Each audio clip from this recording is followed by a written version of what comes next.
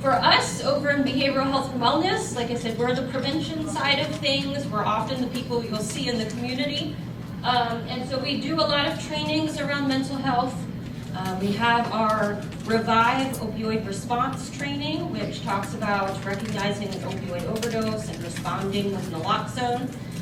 We have our trainings around suicide prevention, longer trainings around recognizing signs of mental health challenges and crisis. And then we have other things like storage devices. If you have firearms at home, we ask that you just put an extra lock in place as part of a safety measure. Same thing with locking up medication or anything other harmful things in your home, especially if you know someone that's struggling with their mental health. And then we have a whole section that we work on problem gaming and gambling, and there is a connection between problem gambling and gaming and mental health, which we can have a whole another series on.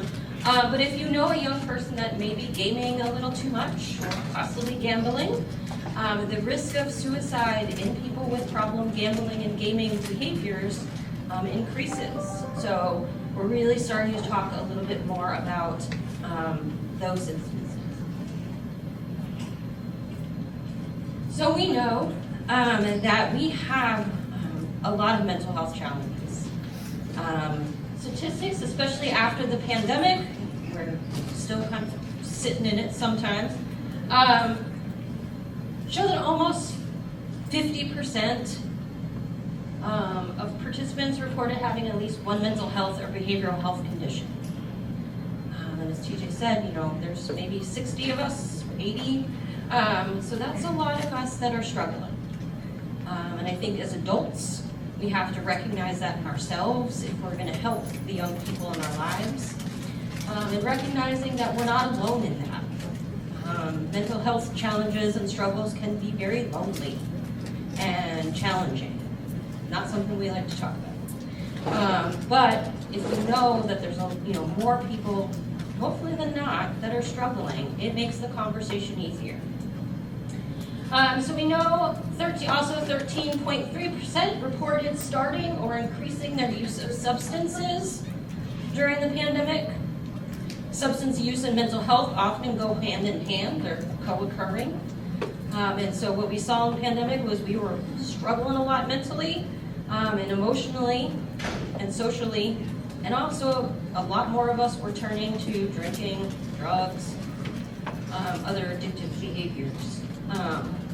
Especially, I know there was a lot of research that came out, we're not here to talk about substances, but it relates, that a lot of women, increased their alcohol consumption due to the stress and burdens that were related to the pandemic. And so, you know, if you're a lady, and a lady who has friends, check on your friends. It's okay to say, hey, I've noticed this. It's that connection piece. So 1 in 5 adults, we've already gone through a lot of these statistics. 17%, and this is last year's number, so this is actually has increased. I'm going to grab my notes for that one. A new study just came out in February that in 2021, 51% of high school girls experiencing persistent feelings of sadness and hopelessness increased from 51% of high school girls reported those persistent feelings of sadness and hopelessness, and that was up from 36% in 2011. So we see that increase in our young ladies. And that's nearly twice as high as the 29% of males reporting the same. And so we know that our young people are struggling. We also know that, like I said, it's about half at this point that are living with a mental illness. And this second point is really key. When we talk about prevention, we talk about acting early, acting often. 50% of all mental illnesses begin by age 14. So it's not something to wait around about. It's something that, it can be hard to diagnose mental illness in young people just because of hormones and changes, and they've got a lot of changes going on with their peer groups and their family. But 75% are by mid-20s.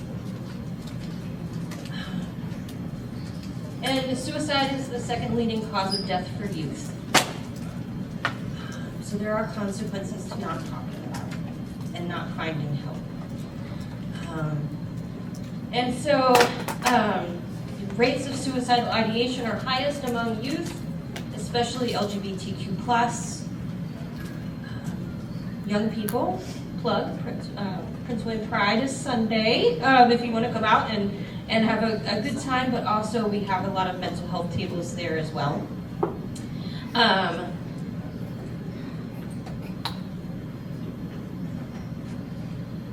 So often, any one of us that come out here and talk about mental health, we often get the question, why?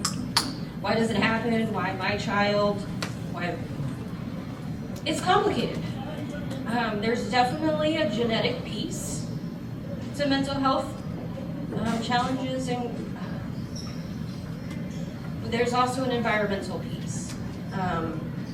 We do a lot of trainings, and I see a lot of my partners around the room that talk about adverse childhood experiences, the bad things that happen to us when we're little, and how those adverse childhood experiences, those ACEs as we call them, can have a profound impact on our life growing up.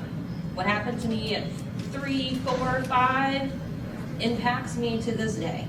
I may not remember what happened to me at 2, 3, 4, but it has kind of built into what I do, the choices I make, my biology, my genetics. And so, having an adverse childhood experiences are things like parental substance use, mental health, and incarcerated or being separated from parents or guardians, witnessing domestic violence. And so those things that happen to us impact our mental health. There have been many, many studies that show that what happens to us when we're young impacts our mental health as we grow. And so we do trainings about that. If you want more information around adverse childhood experiences and mental health, please let me know. I'll be around for a while. Same thing with trauma and neglect. Those are also those adverse childhood experiences. And those experiences rewire our brains. What happens to us rewires our brains as we're growing.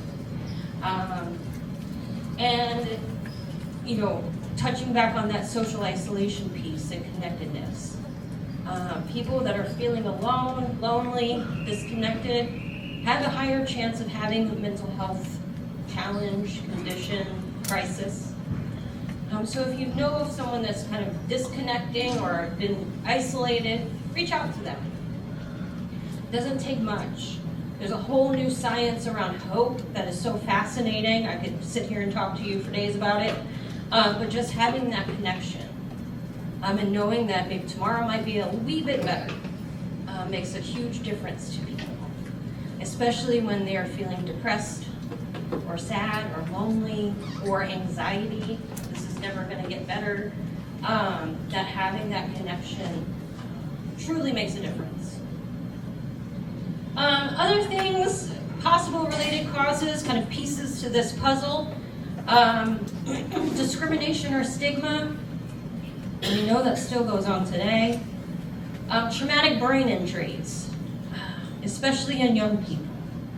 And there's a lot of traumatic brain injuries that occur. High school sports, wrestling, football, cheerleading, lacrosse, soccer. Those brain injuries can cause depression, anxiety, even suicidal thoughts sometimes. And so if your child experiences a traumatic brain injury, it's just an extra thing to look for, think about, keep an eye out for. And then substance use. Related, could be causal. High potency THC, cannabis, marijuana can create Feelings of anxiety. Depending on what else other people are taking, it can create feelings of being suicidal or depression. Things to look for, feeling sad or withdrawn for more than 2 weeks. Life is life. Bad things happen. It is okay to be not okay or to be sad, need a nap, need a hug. But if you're feeling sad for 2 or more weeks, that's when it's time to go find some help. A support group like NAMI, us at CSB, if you have insurance, tap into your benefits there. Anything trying to do harm to yourself or others, definitely time to seek some help. Out of control risk-taking behavior. Teenagers will be teenagers. Officer Rodriguez kind of touched on it. But if it is out of control, if it is harmful, then it's time to take them to seek some help. Because those risky behaviors that sometimes we see may also be cries for help. They may be, I don't want to live anymore, so I'm just gonna, do whatever. And so under those risky behaviors, is that why? We all do things for a reason. Any sudden or overwhelming fear, the biggest clue I think is any huge change in behavior, personality, thinking, language that doesn't fit in their life. So here's, it says severe weight gain or loss, severe mood swings. If I'm normally a pretty quiet person and all of a sudden I'm the loudest person in the room and I'm running around going everywhere, you may think, oh, Heather just got really happy, cool. But it may have also be, I have made the decision that in a couple weeks I'm going to end my life, so I'm just going to go say goodbye to everyone and run around and take advantage of everything I can. So any severe thing, there's not one big checklist, but I think if I were to give you a nugget or two, that would be a big one. Any big change. And we know teenagers are changing. It's a time for them to pull away from parents and guardians and get out there with their friends. But if things are changing and you just don't know why or it doesn't make sense, that's the time to call for backup. Call for therapy. Call the school counselor, the social worker. Call for backup. That's why we're all here. There's an excessive use of alcohol or drugs. Teenagers will be teenagers, but it is still illegal to use anything under the age of 18, 21 at this point. Your brains are still developing. We need to keep that healthy. And everyone is unique. Like I said, it would depend on the person. COVID considerations. I know it's 2023. We can see we're all sitting here. Last time I did this presentation, I think we were all still in masks. But we know that ER, emergency room visits, are continuing to increase for mental health challenges. Just like I think people are overwhelmed, our system is overwhelmed. And so we have a lot of young people that are ending up in the emergency room, and that is probably the safest place for them.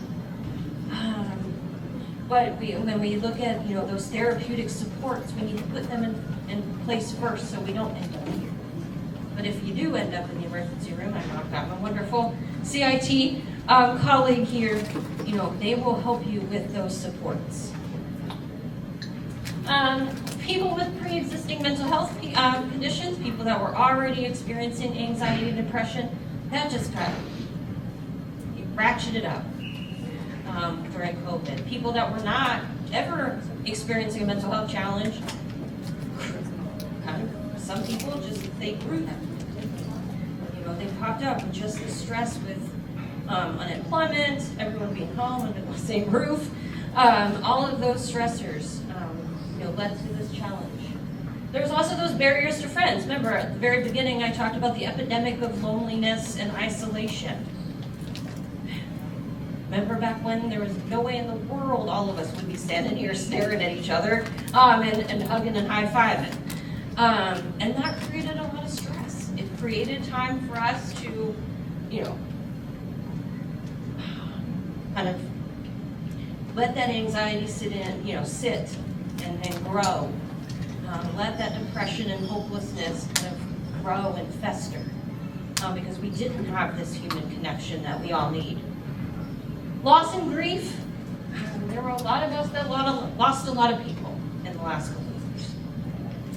So here is just a quick, we do offer mental health first aid. I just popped it up on the screen as a visual for me to remember to tell you that. But also, this is a quick visual we use during that training. And it guides every step that we do when we're doing a mental health, when we're assessing someone or talking to someone about a mental health challenge or crisis. So it starts with the approach, hey, I've been noticing that you've been a little down recently, or you haven't been returning my phone calls. Is there something that you want to talk about? Let's grab coffee next week. When they agree to that, it might take a couple chances. To reach out and connect, but listen to them non-judgmentally. Let them tell you everything they want to tell you. It might be hard not to be like, oh no, or you need to go talk to someone else. Let it slide. Let it just listen. And this goes with adults and especially our young people. Listening non-judgmentally is key. That means check the face. As mom or dad, you may want to be like, well, you're grounded, so there. Whatever it is, try your best to be, calm, cool, and collected about it. Give them reassurance and information. Hey, that sounds awful, even if that's what it is. That sounds awful, but I'm here for you. I, looked up some hotlines or information. Do you want me to sit here while you call? Information. Different from advice, because no one wants advice when you're feeling a little yucky. Encourage that appropriate help. Like I said, would you like to call your insurance company and we can try to find you a therapist? I'm happy to help you. Let's call CSB. If you know, and as someone that works within the system, I know that the system can be tricky and hard to get through sometimes, and so it's often easier to do it with a friend sitting beside you that will keep saying, just pick up the phone and do it again. And then, while they're waiting for that professional help, or if they have professional help, encouraging those self-help and support strategies. What makes you feel good? Hopefully not substances, but is it exercise? Is it walking clubs? Is it going to a store and just kind of browsing around? Reading a good book? Sitting outside? Any of those things that bring back those feel-good hormones that a lot of us need. Treatment and professional interventions. Like I said, everyone is unique. None of these will work for everyone. Sometimes if you do, and I tell this to young people all the time, you're gonna have to find the therapist for you. And it might not be the first person that you connect with. And that's really hard. Because if I need help and I'm struggling with anxiety and depression and I don't feel like anyone wants to talk to me and I don't know what to do with life, and I walk in and that therapist, we just don't click. If I'm already feeling like, why am I going to try this? And I've got a person that I don't click with, why am I going to go back? So really, if you're a young person struggling, letting them know that they might not click the first time. But it's really important to try again. Try another person. Don't worry, a therapist is not going to be offended if it doesn't click, because they're probably also feeling it too. And no one wants that. So we do have different types of therapy, individuals where it's one-on-one, group where it might be a group of people that are dealing with the same issues. I know at CSB we have a girls group. We have a trauma-based group, so people that have had trauma in their upbringing. We've got just an anxiety, actually middle school boy anxiety group going on right now. So it's groups, marital and couples, and then we have family therapy. We have home-based services where they work with the whole unit. Because once you start changing one person in that family, often the rest of the family goes off the rails, or everyone's angry at that one person. So really working through that with the whole family. Types of therapy, there are a gajillion different types of therapy. From, like I said, trauma-based, cognitive-based, cognitive behavioral, which really talks about how our thinking drives our behavior. Interpersonal, there's dialectical behavioral, there's a whole billion of them. And it's also that fit for you. What might work for me isn't going to work for some, a 17-year-old boy. It might, but it might not. Support groups, like I said, NAMI, our friends over at NAMI have phenomenal support groups. I encourage you to go check them out. But finding you, there's some great support groups online now. COVID did a great thing when it opened up telehealth and allowed us to do a lot of things online that we wouldn't before. So there's a lot of online support groups. Residential facilities, if it gets to that where that young person has to be out of the home to recover and provide some relief to that young person in the family, there are residential facilities. And then I said medication-assisted treatment. Sometimes it has to come down to that medication, and that's fine. Because when our brains are rewiring, we're often losing some of those feel-good chemicals. And so we need that kind of supplement from the outside, from those medications, to help us out while we're rewiring back. Self-help and support, what works for you? What works for me, like I said, will not work probably for most people. And so it's finding what makes you happy, hopefully in the healthiest way possible. A bag of potato chips makes me happy, but not the most healthy situation. At the time, it's okay. Not afterwards. So what works for you? Mindfulness. There is something to be said about being quiet with yourself and the world. There are mindfulness apps that you can put on your phone. I was not a big believer because I don't sit still well. But it's probably the best 5 to 10 minutes of my day when I hit it, and it just, either it's meditation or just sitting for 5 minutes and listening to birds chirp. Get outside. It's the best thing we can do for ourselves, and science tells us that. Get outside. Fight the pollen and go hang outside. Take a walk, ride a bike, celebrate the cans. I think a lot of times we get caught up, especially in our society, with the big things. I have to be doing one more thing. I have to be the best at everything. I need the flashy stuff. Social media does not help us in that way because we all have our social media face and then we all have real life. But celebrate the cans, the little things that happen every day that are wins. That are, what do you call them, Lauren? Strikes. Those things that, might be the small things that make that day better. And celebrate them with your whole heart. Connections.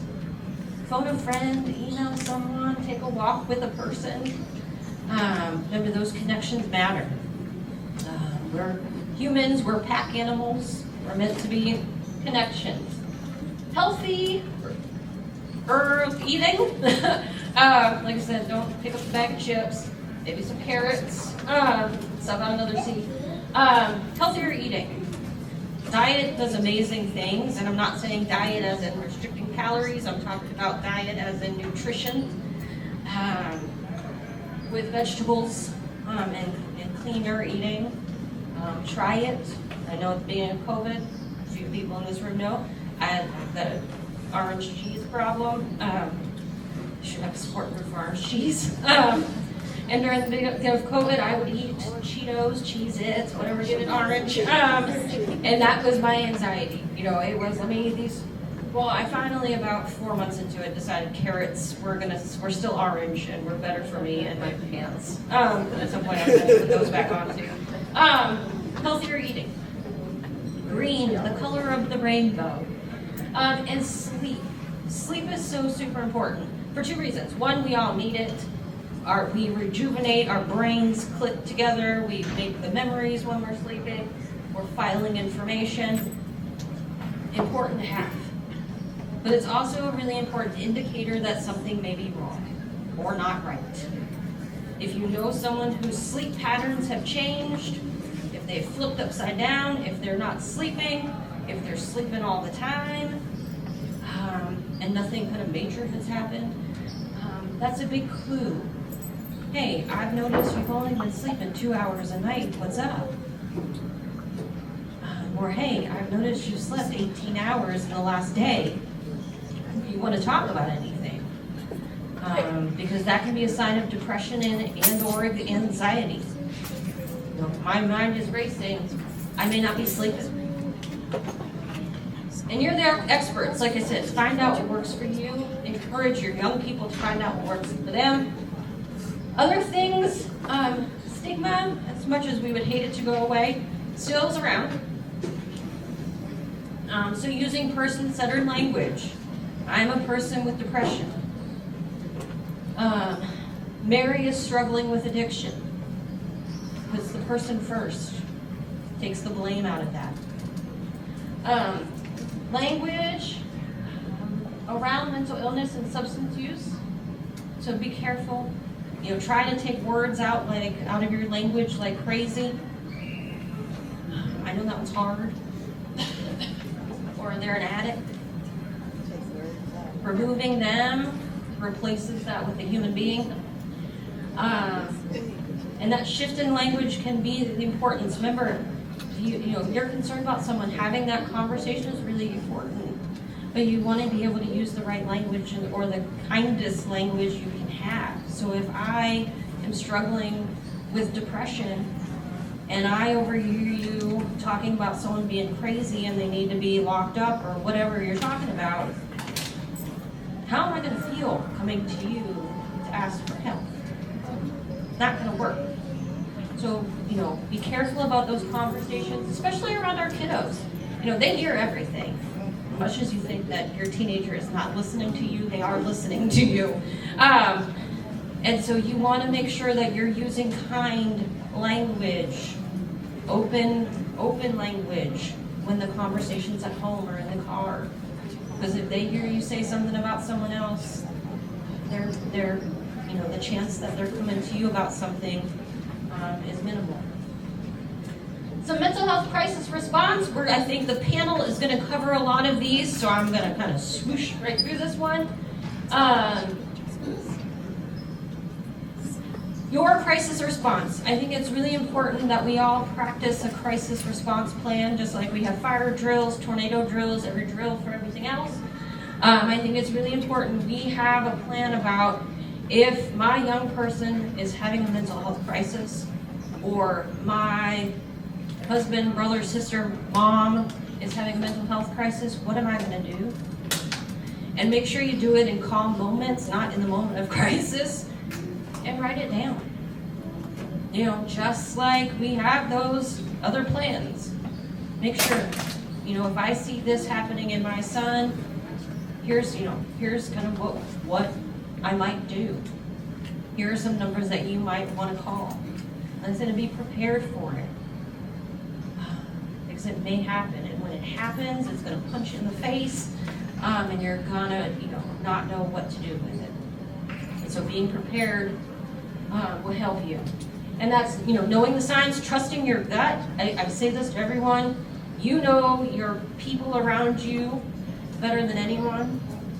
And we all have that spidey sense, that gut feeling that something's not right. Or they, made an offhand comment, you're like, I'm going to have to double back with that one. You trust your gut. It's okay to be wrong, but you don't want to not say anything or not ask. Talking about mental health, making it regular. Driving in the car, like, how was your day? I had a really rough day. I could feel, my heart racing because I was getting ready to do this presentation and I wasn't feeling great. How was your day? Have you ever felt like that? Opening those lines. Signing up for Smart 911 or Rapid SOS. You'll hear about that from the panel, but we have some cards, I think, in the back as well. It's just a great opportunity if there is something happening in your home. Someone has Alzheimer's, a mental health challenge. You have 3 dogs like I do, to put them in the system. So if EMS has to respond to your home, they've got some background.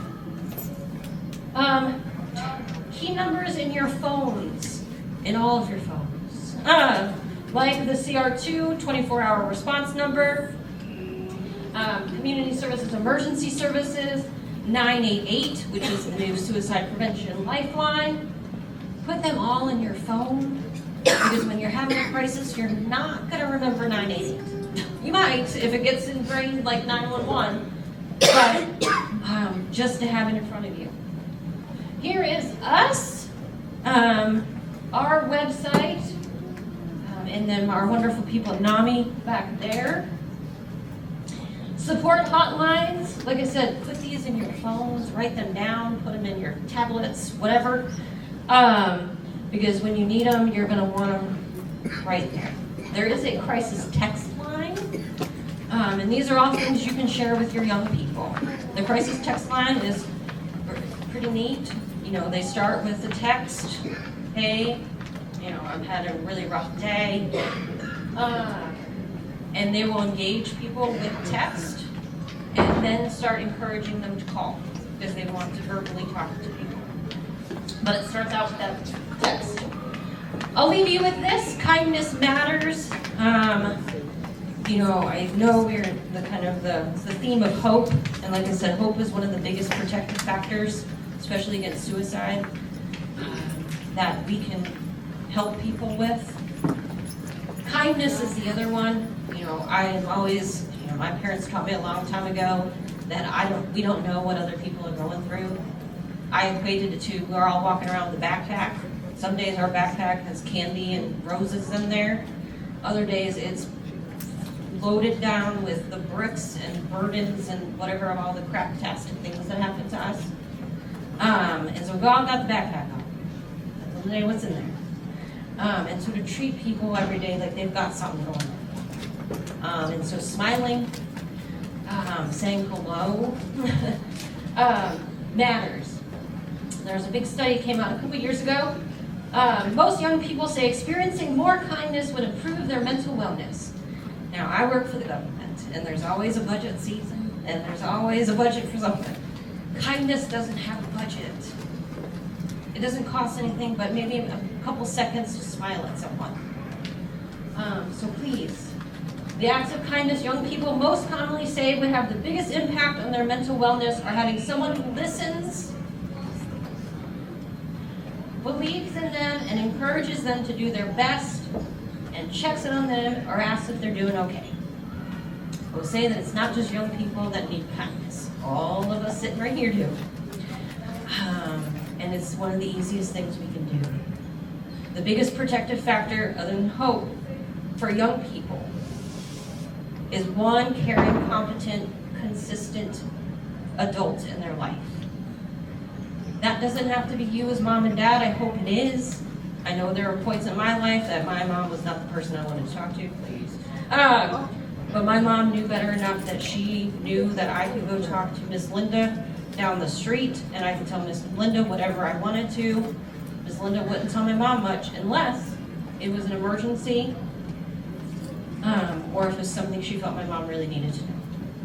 But my mom was big enough to let that go and say, you don't have to talk to me, but you need to talk to someone, pick your person.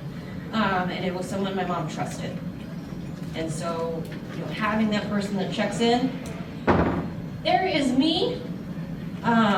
Feel free to snap a picture, text, call, email, whatever. And I'm happy to chat. And I don't even know how long I was up here talking. But thank you, thank you, thank you.